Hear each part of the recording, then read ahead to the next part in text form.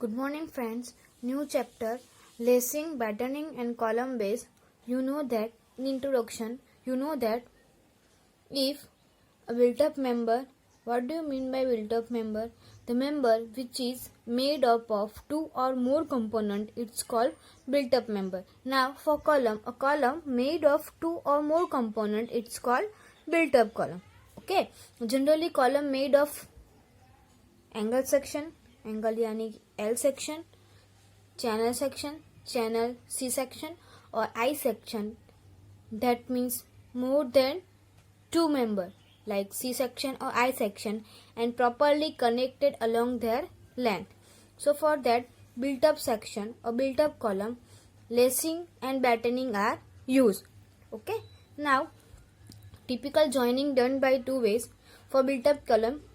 Two ways for joining built up column. If my section is L section or C section, if I want to join two section and made built up column like this, these are the one column and these are the another corner. If I want to join this column for built up member, so use lacing and battling. So I use lacing system like this. So joining is done by two-way lacing and battening. Function of lacing and battening is to hold the main component of a built-up section in their respective position and equalize the stress in them. The function of this member, lacing and battening, is to hold the main component.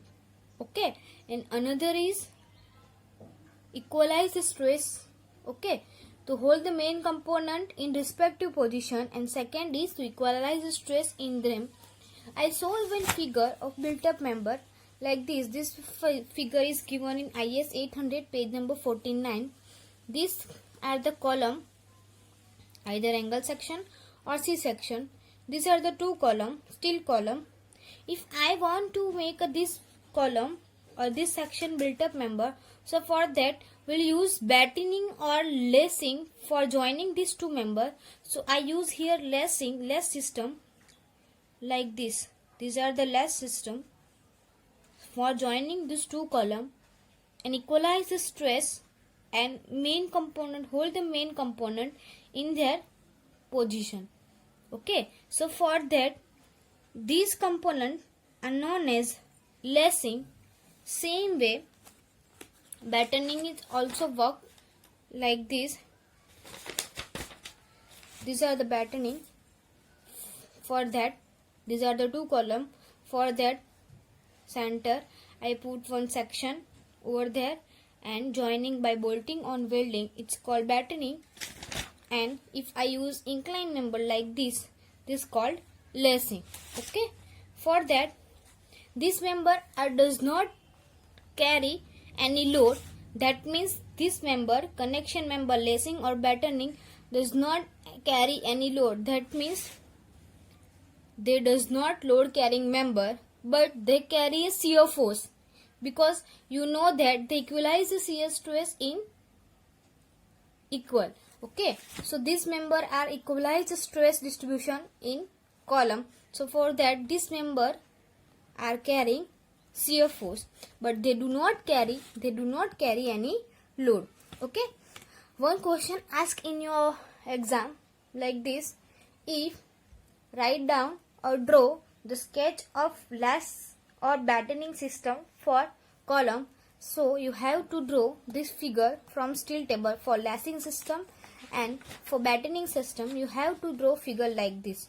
Use IS code and draw the figure of lacing and battening system for column. Okay, these are the single lace system. Use single lace either one side, left side or right side. These are the double lace system. Okay, so you can use any figure for lacing, and for battening you can use this figure. The question is asked in exam, so you can directly draw figure from IS code page number 49, page number 50, 51. Okay, so these are the introduction. Now for lacing, two types of lacing are there. single lacing system and double lacing system. Now for that we have to use IAS code page number 48 clause number 7.6. all these criteria are given here. 7.6 last column, all the design criteria is given in this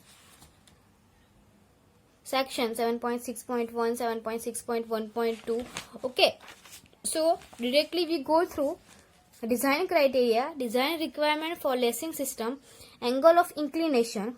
Generally angle of inclination will take 45 degree, but theta for single and double lacing system is in between 40 to 70, but generally we are taken 45 degree. The first step of design is angle of inclination is given in IS code clause number 7.6.4. second clause, slenderness ratio. You know that how we'll find slenderness ratio, KL by R. okay, so for that use clause number 7.6.5.1.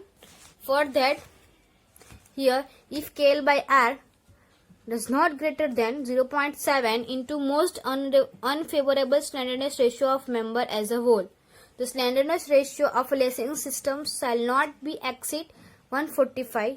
All these values are given in clause number 7.6.6.3. We'll find KL by R ratio. You know that how we'll find KL by R ratio. Okay.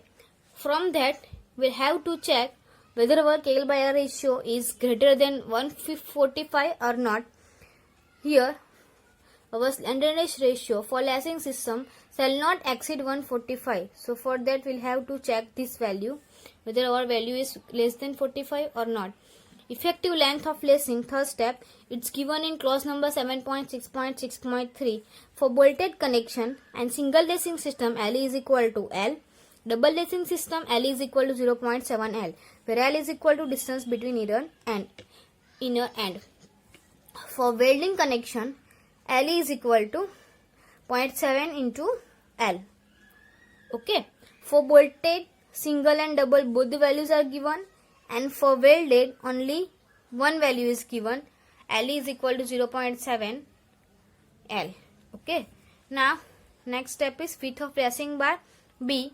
It's given in clause number 7.6.2. 7.6.2.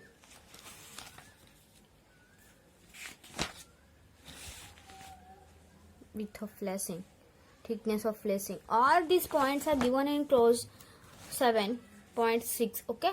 So for that, minimum width of lacing bar is equal to B is equal to 3D. D is equal to nominal diameter of bolt. Now thickness of lacing system T. For single lacing system, T greater than LE by 40. T.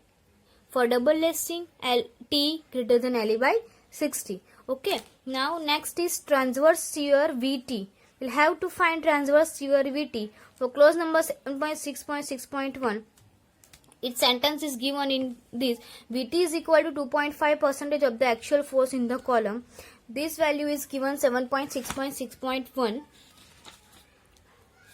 Here, design of lacing. The lacing shall be proportionized to resist a total transverse shears VT at any point in the member equal to at least 2.5% of the actual force. Its sentence is given. So right here 2.5% of actual force in the column. For single lacing system, F is equal to VT by 2 sin theta, and for double lacing system, F is equal to VT upon 4 sin theta. How it finds? If I'll draw small figure here. These are the two columns. If I joining this column, this is single lacing system. So here force is there, F force is given. From that, axis to angle of lacing is given theta. So if I take small portion of this, like these are the triangle, here one triangle is there like this. Okay.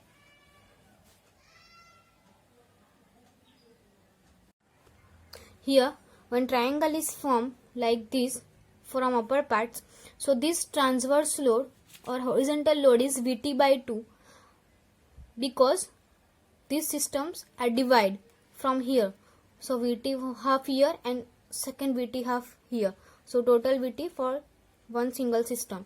So here from center VT by 2 horizontal load is there. So if I draw triangle like this, then here from triangle this inclined load is F forming theta here and horizontal load VT by 2. If I put sin theta formula from this triangle, then formula of sin theta is opposite side divided by hypotenuse, then opposite side is VT by 2 and hypotenuse is F is given here, F value. Okay, so for that hypotenuse is F and opposite value is VT by 2. If I put sin theta formula from this triangle, so for that sin theta is equal to VT by 2 opposite side divided by hypotenuse divided by F. If I want to find F from this equation, then F given here and sin theta is divided there. So cross multiplying like this, F is equal to, if I want to find F from this formula, then F is equal to VT by 2 sin theta. Okay, so for that this formula is from this figure, VT by 2 sin theta for single lacing system, and if I want to use double lacing system, then VT by 4 sin theta. Next step is check for compressive strength. Here lacing use R minimum, LE by R minimum and Fy 250 megapascal. Find FCD. You know that how we will find from buckling class. Okay, from buckling class we'll use table number 9C, 9B or 9A. You know that a section is rectangle. For that buckling class C. So we'll directly drag buckling class C, and from that page number 42 table number 9C will find FCD. Now compressive load carrying capacity, formula of compressive load carrying capacity PD is equal to A into FCD, where A is equal to B into T. Okay, then A into FCD. Now for that we'll have to check whether our PD value is greater than F or not. If okay, PD is greater than F, that means okay. Okay, now check for tension strength. You know that formula of tension strength TD is given in page number 32 IS 800 clause number 6.3.1.